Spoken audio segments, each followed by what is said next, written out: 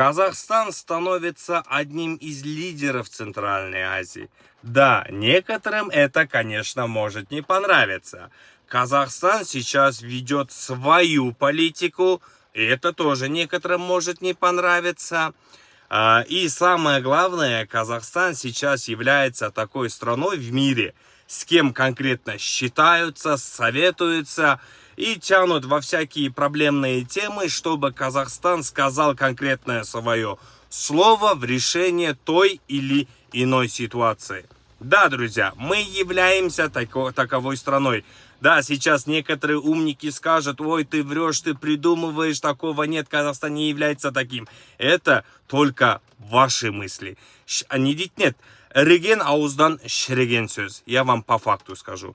Помимо этого, друзья, мои слова даже подчеркнул представитель ООН, который приехал в город Алматы, не в Алмату, а в Алматы, где встретился с президентом Республики Казахстан Касым-Жомарт Кемелем Токаевым. Они о многом обсудили, и Токаев выразил такую мысль: то, что в Казахстане открывается представительство ООН, это очень хорошая и полезная вещь для Центральной Азии. В Центральной Азии, кстати, очень много проблем, и с помощью ООН мы можем это все решить, да, как говорится. И самое главное, друзья, президент еще раз сказал, отметил то, что Казахстан после того, как вступил в состав ООН, всегда считался и показывал себя конкретно мировой страной, ни с кем не воевал, ни с кем в конфликты не шел. Это есть позиция Казахстана во всем мире, как мы все знаем, да.